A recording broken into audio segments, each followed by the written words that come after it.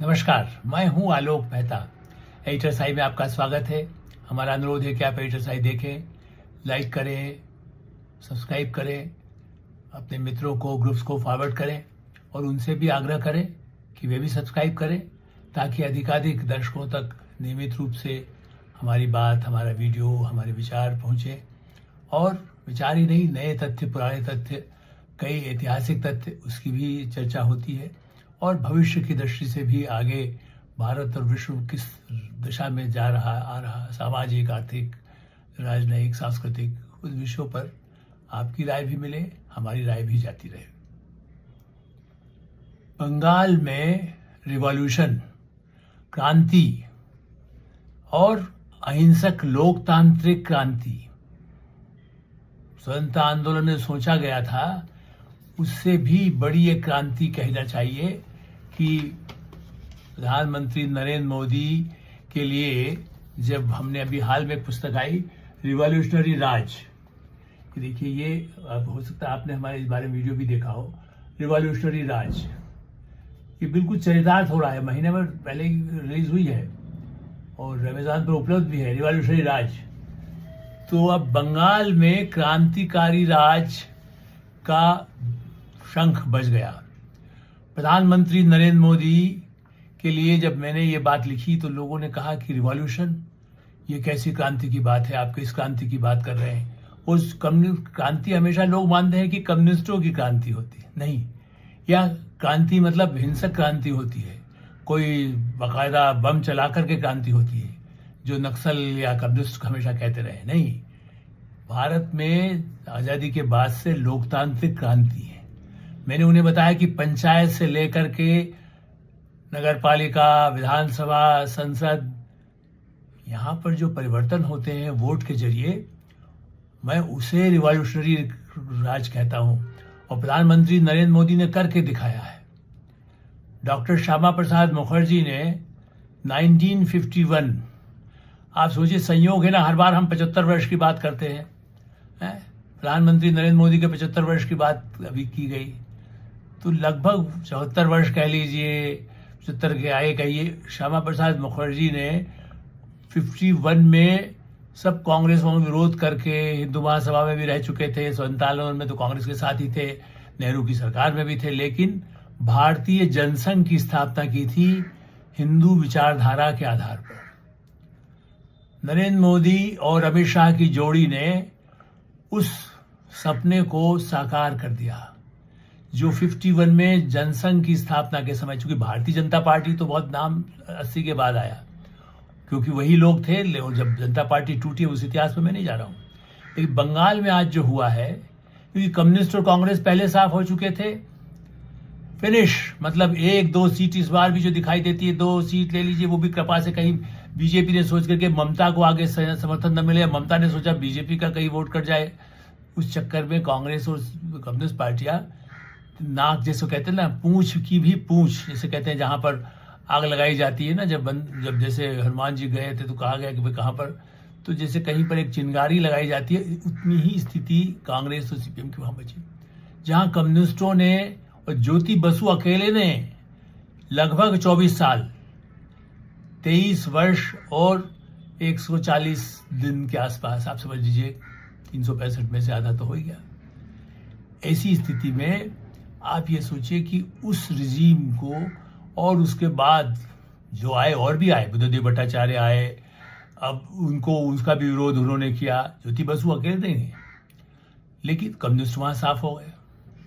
कांग्रेस तो उससे पहले ही कम्युनिस्टों ने साफ कर दिया था, पहले कांग्रेस। अच्छा, दिलचस्प बात यही है कि कांग्रेस ने कितनी बार रंग बदले कम्युनिस्टों के साथ और कम्युनिस्टों ने कितनी बार बदले, इतना तो गिरगिट भी नहीं बदलता है। आजादी से लेकर आजादी के अभी तक, केरल और बंगाल के चुनावों तक, कांग्रेस दोनों ऐसे रंग बदलते कि इस शहर में वो उनका रंग ये है, कहीं पर लाल, कहीं पर नीला, कहीं पर सफेद। माने उद्धव ठाकरे भी साथ है और सीपीएम भी साथ है, ये तो राहुल गांधी की कांग्रेस है। बहरहाल, लेकिन इसलिए कि जितने बड़े पैमाने पर भारी विजय हुई, लगभग 200 तक पहुंचना, 90, आप उनका तो टारगेट यही था ना कि दोस्तों मैं भी ये मान के चल रहा था, मैंने चर्चाओं में कभी भी कहा कि भविष्यवाणी मैं नहीं करता, लेकिन मेरे भी जितने सर्वे आए थे उसके आधार पर यह था कि सरकार उसकी बनेगी 160 170 जा सकते, और बीजेपी में जो बड़े शीर्ष जो तटस्थ या कहना चाहिए कि बहुत अपना कंजूसी से आकलन करते हैं, वो कहते हैं ज़्यादा बता दिया तो फिर पगला जाएंगे, और एक दो बार गलत साबित हो चुके हैं, कांग्रेस में तो हमेशा ही गलत साबित हुए हैं। उस दृष्टि से एक रिवॉल्यूशन हुआ है बंगाल में। ये बंगाल में हिंदुत्व की नई राष्ट्रीय विचारधारा, राष्ट्रवाद, क्योंकि श्यामा प्रसाद मुखर्जी उस तरह के हिंदू महासभा के थे, भारतीय जनसंघ के थे, लेकिन बहुत बड़े शिक्षाविद और शिक्षाविद के ही पुत्र थे। लोग ये सोचते हैं कि अरे कट्टरपंथी पहले हिंदू थे, वो जितना नहीं, कांग्रेस में भी ने उनको स्वीकार किया हुआ था। हिंदू महासभा में रहते हुए भी नेहरू ने उनको मंत्रिमंडल तक में रखा था। श्यामा प्रसाद मुखर्जी के पिता बाकायदा जज थे, हाई कोर्ट के जज, ऐसा भी नहीं कि छोटे मोटे अदालतों के जज हो। और इस दृष्टि से आशुतोष मुखर्जी उनका नाम था, और उनकी माता जोग माया देवी, वो कलकत्ता में ही, उस समय कलकत्ता आप सोचिए यूनिवर्सिटी उस समय की, रविन्द्रनाथ टैगोर जिस काल के हों, वो रविन्द्रनाथ टैगोर ने तो शांति निकेतन बनाया, लेकिन कलकत्ता यूनिवर्सिटी भी भारत की सबसे प्रतिष्ठित विश्वविद्यालय में था, उसकी वाइस चांसलर थी। ऐसे बड़े शिक्षा के, न्याय के परिवार से निकले श्यामा प्रसाद मुखर्जी ने भारत राष्ट्र, चूंकि पाकिस्तान अलग हो गया, बांग्लादेश, इसीलिए पाकिस्तान का विरोध किया। जम्मू कश्मीर में उसको अलग जो अधिकार दिए जा रहे थे, जो 370 खत्म करने की बात आई, उसके विरोध में जाकर के उन्होंने 53 में ही, देखिए 51 में बनाया, और वो इसके बिल्कुल खिलाफ थे। और इसलिए वो जब गए वहां उन्होंने आंदोलन किया, और जेल में या हिरासत में आप कहिए, पुलिस में, जो उनका विरोध कांग्रेस सरकार तो बर्दाश्त नहीं कर, शेख अब्दुल्ला भी थे, और कांग्रेस थी, कांग्रेस ने कहा क्या है, और उसके बाद उनको हिरासत में जैसा कहिए कि वहीं मृत्यु हुई। लेकिन नरेंद्र मोदी की ही ये एक तरह से कहते हैं कि श्यामा प्रसाद मुखर्जी का वो सप्ताह पहले पूरा किया, 370 खत्म किया, अमित शाह गृह मंत्री के रूप में लगातार काम किया, और साबित करके दिखाया कि जम्मू कश्मीर में लोकतंत्र आतंकवाद से लड़ सकता है। सरकार किस नेशनल कॉन्फ्रेंस किया है, किसी किया है, उससे नहीं, उनका लक्ष्य होता है उसमें, तो उन्होंने, बल्कि आप देखा जाए तो किसी का भी साथ देने में उनको वो नहीं था, यदि वो लोकतांत्रिक ढंग से आता है, और इसीलिए उनको तो आपत्ति नहीं थी। कांग्रेस के भी कितने ही लोगों को लिया, इसलिए भी उनको आपत्ति नहीं थी। तो बंगाल में जिस तरह से सुवेंदु सरकार ने, और सुवेंदु सरकार को लेकर के कितनी बातें होती रही कि साहब वो तो तृणमूल से आए थे, दिलीप घोष पार्टी के प्रमुख रहे, जो पार्टी में अलग अलग पिछले अनुभव में धीरे धीरे काम किया। राष्ट्रीय स्वयंसेवक संघ के सहयोग से ही भारतीय जनसंघ श्यामा प्रसाद मुखर्जी ने बनाया।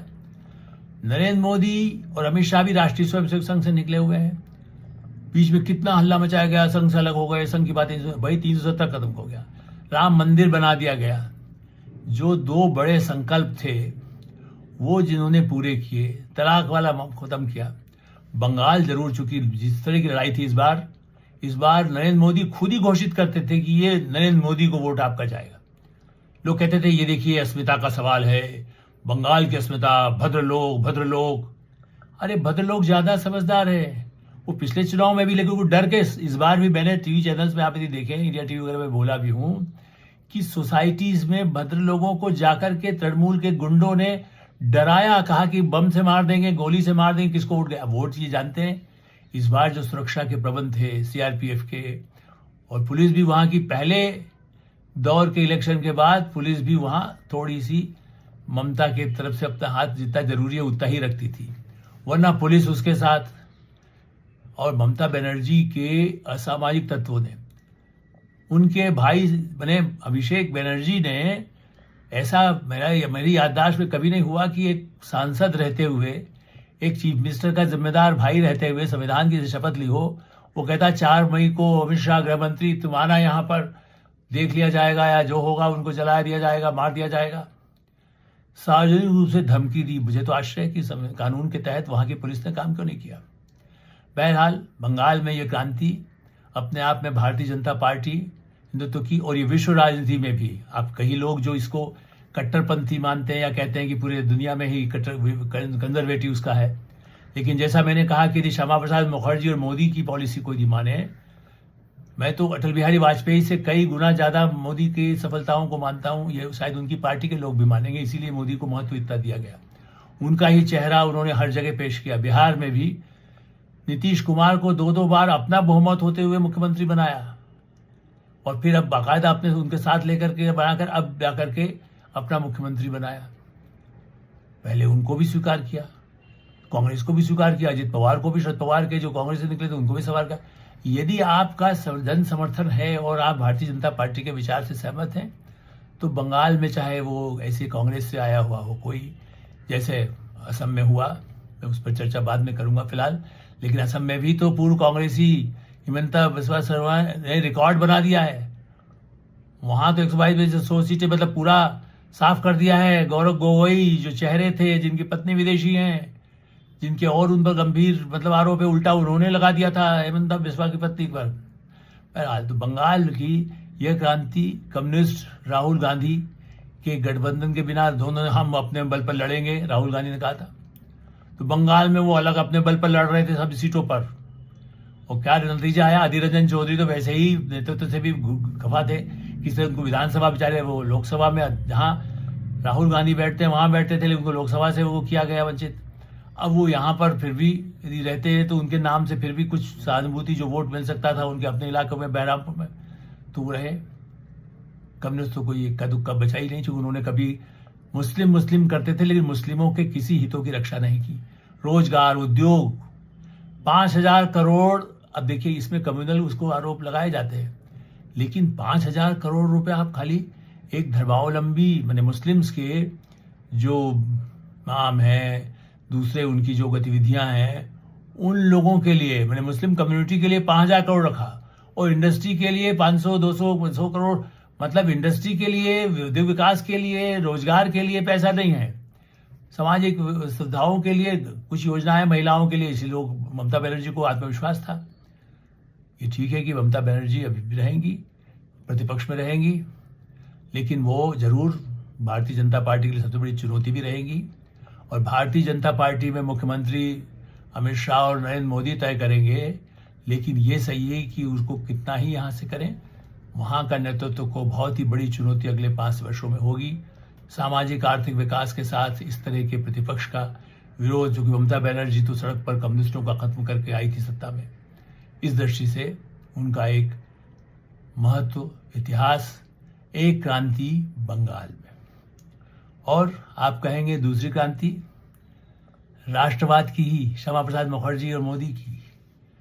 आप ये कहिए वहां कहाँ आ गए, तमिलनाडु में आप? नहीं, डीएमके को हराने के लिए जो रणनीति बनाई, जिसको सहयोग हो सकता है डीएमके, अब वहां विजय एक फिल्मी कलाकार चाहे सत्ता में आ जाए, लेकिन वहां डीएमके का सफाया, उसमें आप क्रेडिट मोदी ने वोट काटने के लिए जो किया, उनको जितने वोट मिले हों, लेकिन राष्ट्रीय राजनीति में राष्ट्रवाद, हिंदी विरोध में मैंने आंदोलन किया 67 में, अपना छात्र जीवन में, स्कूल में था, माइक लेकर के कि भाई वो हिंदी का विरोध कर रहे हैं, हिंदी के लिए हमें राष्ट्रभाषा हिंदी के लिए करना है। उत्तर प्रदेश, मध्य प्रदेश, मैं मध्य प्रदेश में रहा, लेकिन यही कि तमिलनाडु में तो आग लगा दी गई थी हिंदी विरोध के लिए। वैसा ही द्रमुक हिंदू विरोधी, यही नहीं, लिट्टे के साथ के आरोप तो खुद कांग्रेस ने लगाई। सरकार में नरसिंह राव की सरकार को तंग करके रख दिया था, सर देवगौड़ा की सरकार तो गिरा दिया था कि आप देखिए कुछ काम कर रहे हैं। नरसिंह राव को तो इसलिए किया गया कि तुम डील कर रहे हो, डीएमके पे कार्रवाई नहीं करते हो, वो डीएमके के दबाव में थे नरसिंह राव। गठबंधन की सरकार चलाने में कांग्रेस के लोग रहे, चिदम्बरम का कभी इधर होते कभी उधर होते।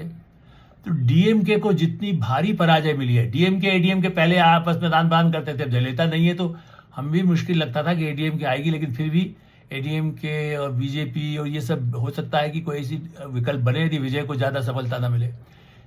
लेकिन अब तमिलनाडु में एमजी रामचंद्रन, करुणानिधि, जयललिता एक रिकॉर्ड रहा है जो फिल्म सितारों की लोकप्रियता राजनीति से ऊपर है। बाद में उसके जो परिणाम हो लाभ भी देते हैं। नेचुरली लाखों की भीड़, भगदड़ मची विजय टीवी की सरकार बने, टीवी की पार्टी की उस रैली या उस तरह के उसके फिल्में देखने के लिए। और वो फिल्म इसी आधार पर इसीलिए बनाई गई थी, इलेक्शन फायदा है। वो फिल्म अभी तक रिलीज नहीं हुई है, लेकिन आप बताइए कि उसके लिए लाखों की भीड़, उसमें भीड़ में भगदड़ मचने से कई लोग मर गए, तब भी विजय को इतनी बड़ी सफलता मिली और डीएमके की नाक टूटी, स्टालिन के अहंकार का नाक टूटी। वो भी विकास है, उसके बजाय खाली हम इस विचारधारा का विरोध कर रहे हैं, राष्ट्रवाद का विरोध कर रहे हैं, हम भारतीय भाषाओं की बात नहीं मानेंगे, हम केवल द्रमुक पहचान तो इसकी भी रोग पहचान है, विजय की भी। और तमिल संगम लेकर के तो मोदी ने वाराणसी में कितने सम्मेलन किए, अयोध्या में भी तमिल पंडितों को बुलाया गया। मूर्ति भी देखा जाए तो भगवान श्री राम की साउथ की जो प्रतिकृति होती है, उस तरह से राम की पहली मूर्ति वहां लगी है, जिसको आप कह सकते हैं कि भाई ये हमारे उत्तर भारत में तो कई जगह उस तरह की संगमरमर की मूर्तियां हैं, उसका कलर दूसरा है, यहाँ का कलर दूसरा है, तो वो साउथ का ही, लेकिन साउथ में बड़ा महत्व रहा है, वहाँ के मंदिरों का महत्व रहा है। तो एक तरह से उन्होंने, वहाँ की जनता ने, वैदिक और संस्कृत दोनों सनातन संस्कृति की बात तमिलनाडु में की जाती थी, वहाँ भी, जैसे बंगाल में भद्रलोक ने ममता बनर्जी को पराजित किया, उसी तरह से यहाँ के भद्रलोक ने, जो पढ़े लिखे संस्कृत के विद्वान, जो विचारधारा और धर्म के आधार पर हिंदू का विरोध नहीं करते, हिंदू धर्म की आस्थाओं का विरोध नहीं करते, उन्होंने सफलता दिलाई। किसको? एडीएम को भी दिलाई, कुछ विजय को दिलाई, कुछ दूसरी, लेकिन कांग्रेस कहाँ रहेगी जब डीएमके, अब वो विजय कह रहे हैं 2-3 सीट आती हो तो आ जाओ, अब बताओ आप भीख मांगने के लिए जाएंगे कि आपको 3 कुछ मिल जाएगा, आ जाओ। अब राहुल गांधी कितना भीख मतलब स्वीकार करेंगे मालूम नहीं, लेकिन वो तो आने वाले दिनों में बताएगा, आज उसकी चर्चा नहीं करते। और इससे भी बड़ी क्रांति भारत में, यदि फिर मैं कहूंगा रिवॉल्यूशनरी राज मोदी, कम्युनिस्टों का भारत से सफाया त्रिपुरा में खत्म हुआ, बंगाल में खत्म हुआ और केरल में रहा सहा। 57 से कम्युनिस्ट के करीब 8 सरकारें बनी, 8 बार जो चुनाव हुए। 59 में इंदिरा गांधी ने दबाव डालकर नेहरू से वहां की चुनी हुई कम्युनिस्ट सरकार को हटा दिया था, डिसमिस करा दिया था। उसके परिणाम ये हुए कि अगली बार वो जीत के आ गई। कांग्रेस भी अधिक समय नहीं रही, कांग्रेस के दिग्गज नेता रहे, कामराज, मुपनार, बड़े बड़े नेता, लेकिन कांग्रेस उस तरह से सफलता नहीं हुई। कम्युनिस्ट लगातार आते रहे, बाद में कम्युनिस्ट के भी नेता करुणानिधि आए, AK एंटनी आए, लेकिन उनको सबको हाईकमांड ने कभी काम थोड़ी करने दिया ठीक से, उनको लड़ाते रहे मुर्गों की तरह, इस बार भी। लेकिन केरल में कम्युनिस्टों का पराजय, चूंकि अब वो इतने बुजुर्ग भी हो गए थे विजयन, मेरा ख्याल है कि अब अंतिम उनका चुनाव था, कम्युनिस्टों के पास दूसरा कोई लीडर कहने को नहीं। और कम्युनिस्टों ने, देखिए एक ही है ये 2026 है ना, 2026, मुझे याद है मैं सेंट्रल हॉल भी उस समय पार्लियामेंट में जाते ही थे, संपादक के नाते भी, और मैंने पार्लियामेंट के सेंट्रल हॉल में, तब बड़े ही लोग नाराज थे। 96 में जब कोई सीधा बहुमत नहीं मिला नरसिंह कांग्रेस की सरकार में, तो उसके बाद बना कि कोई गठबंधन से सरकार बन सकती है। हरकर्षण सिंह सुरजीत जो जनरल सेक्रेटरी बने, उनके यहाँ तो वही सुप्रीम होता है, अध्यक्ष नहीं, जनरल सेक्रेटरी सुप्रीम होता है। तो उन्होंने वो चाहते थे कि गठबंधन, और ज्योति बसु जो 19 साल राज कर चुके थे बंगाल में और सफल रहे थे, पढ़े लिखे थे, शिक्षित थे, एक मौका यदि मिल जाए गठबंधन में और लोग कांग्रेस भी साथ दे दे, और देने को तैयार थी लगभग, ऐसी स्थिति में बाद में हटा देती, अलग बात है जो सबके साथ हुआ, लेकिन वो प्रधानमंत्री एक बार बन जाए और वो बन जाते तो भारत में सचमुच में तब भी रिवॉल्यूशन होता। उसके बाद कम्युनिस्टों को हटाने में भी और ज्यादा समय लगता। एक बार सत्ता में यदि बंगाल में आए थे तो 24 साल राज किया, तो केंद्र में 96 में कितने विरोध किया? प्रकाश करात, अच्युतानंदन, सीताराम येचुरी। अच्युतानंदन चलिए आप केरल के आप कह सकते हैं कि एक वरिष्ठ नेताओं में से थे, लेकिन सीताराम येचुरी बहुत विद्वान, मैंने पढ़े लिखे, JNU से आए, अब नहीं रहे दुनिया में, मैं उनके प्रति मेरी कोई मतलब वही बहुत अच्छा, मैं उनके साथ मेरे परिचय भी रहा, पढ़े लिखे भी थे, मेरे अखबारों के पत्रिकाओं के लिए लिखा उन्होंने, लेकिन वो जनता में लोकप्रिय नेता नहीं थे। ज्योति बसु नेता थे, प्रकाश कारात भी बुद्धिजीवी कहलाते थे, आज जो कहते भद्रलोक वाले, बुद्धदेव भट्टाचार्य भद्रलोक वाले। तो भद्रलोक वालों ने कम्युनिस्ट पार्टी को एक क्रांति की तरह से भारत में कम्युनिस्टों की एक बार सरकार चाहे साल भर चले। अब उन्होंने देवगौड़ा को बनने दिया, चूंकि रिफ्यूज कर दिया पॉलिट ब्यूरो ने, ज्योति बसु के लिए सब कुछ सहमति थी, गठबंधन के सहयोगी तैयार थे, नहीं बनी। आज देखिए पूरे देश से अब कम्युनिस्ट कहीं भी शासन में नहीं है। त्रिपुरा में पहले खत्म हो गए, बंगाल में खत्म हो गए, अब यहां भी दोबारा जैसे कहते हैं अगले 5 साल आने के बाद कोई चांस नहीं, जिस तरह की सीटों का हुआ है। अब कांग्रेस का विकल्प वहां भारतीय जनता पार्टी, शशि थरूर तो उसको अभी से देती है। कल वहां भी कोई हिमंता बिस्वा शर्मा तैयार हो जाए तो 5 साल बाद क्या होगा कौन जानता है। तमिलनाडु में आगे क्या होगा, किसने सोचा था कि उड़ीसा और बंगाल में भारतीय जनता पार्टी आ सकती है। तो राष्ट्रीय स्वयंसेवक संघ और प्रधानमंत्री नरेंद्र मोदी दूरगामी रणनीति, दूर तलक जाएंगे। 2047 में कैसा राज होगा, ये भारत कितना विकसित होगा, वो जब सपना देखते हैं, शिक्षा के लिए देखते हैं, गरीबों के लिए देखते हैं, असली प्रगतिशील तो वो है। स्वास्थ्य के लिए देखते हैं, इसलिए प्रगतिशील वो है। इसलिए लोगों ने नकारा, ममता को नकारा, कम्युनिस्टों को नकारा। इसी तरह की स्थितियां तमिलनाडु में केवल लोभ, प्रलोभन, भ्रष्टाचार, जमीन आप नाम, कंपनियों के नाम, डीएमके के नेता मंत्री सब चुनाव बुरी तरह हारे, क्योंकि जनता देख रही है अरे अरबों रुपए की संपत्ति पे कब्जा किया हुआ है। ममता के गुंडों के ने आतंक में लड़कियां, शादी किसी की हो रही तो कहा कि लड़के हमारे घर रात को भेज देना, गुंडे पहुंच जाते थे। इस तरह के अत्याचार से मुक्ति का एक नई क्रांति हुई। और असम में ठीक है भारतीय जनता पार्टी पहले से थी और हेमंत बिस्वा ने राहुल गांधी के खिलाफ एक तरह से बीड़ा उठाया था। गौरव गोगोई की कांग्रेस जिस पर निर्भर थी और इंचार्ज जहां प्रियंका गांधी को बनाया गया था। अब वो खुश होकर अपनी पीठ दोनों थपथपाएंगे भाई बहन कि केरल में हम जीत गए। तो केरल में तो कितनी बार आप सरकार गिरा करके भी आए हैं, बदले हैं। 8 बार वो आए, 8 बार आप, 5 बार वो आए। तो मतलब वो तो आपने लेके एक एंटनी के जब अपमानित किया, उनकी तो रिपोर्ट कभी मानी नहीं, इसलिए देश भर में हार रहे हैं आप। ठीक है केरल में, क्योंकि वो vote negative vote against communist है, वो प्रो कांग्रेस नहीं है, क्योंकि वहां दूसरा कोई ऐसा बड़ा विकल्प नहीं तैयार हुआ। लेकिन असम में जिस बड़े पैमाने पर बांग्लादेशियों का मुद्दा वहां भी था और बंगाल में उससे भी बड़ा था कि बांग्लादेशी घुसपैठियों से मुक्ति मिलना चाहिए। जो मुस्लिम है, आज मैंने फिर कई चैनल्स में भी बातें की, उसमें भी कहा जो मुस्लिम्स के प्रति मोदी की पॉलिसी, अमित शाह की पॉलिसी, उन्होंने घोषित रूप से सभाओं में भी कहा, या मोहन भागवत या सुदर्शन जी जिन्होंने मुझे इंटरव्यू दिए थे, मोहन भागवत ने नहीं लेकिन सुदर्शन जी जो सरसंघ चालक थे, प्रोफेसर राजेंद्र सिंह जो सरसंघ चालक थे, मतलब राष्ट्रीय स्वयंसेवक संघ के प्रमुख, उन्होंने मुझे इंटरव्यू में आज से 10-20 साल पहले दिया और उन्होंने यही कहा कि हम 98% भारतीयों को हिंदू ही मानते हैं। अब मैं किसको मानता हूं, मैं किस मूर्ति को भगवान मानता हूं, ये कौन कहने आता है, या इसी तरह से कौन कहाँ पूजा कर रहा है, हमें उससे तो मतलब नहीं है। भारत में जो पैदा हुआ है हमारे लिए वो हिंदू है। लेकिन जो भारत में नहीं पैदा हुए, घुस गए, अवैधानिक रूप से हैं, या जिनके गलत नाम है, चुनाव आयोग ने इस बारे में भी ऐतिहासिक काम किया। सुरक्षा एजेंसियों ने इस बार गुंडों को कहीं भी मतदान केंद्र, मतदान, आज एक घटना छोटी मोटी कहीं टकराव की सुनाई दी, लेकिन मतदान इतना 93% बंगाल में वोटिंग हुआ।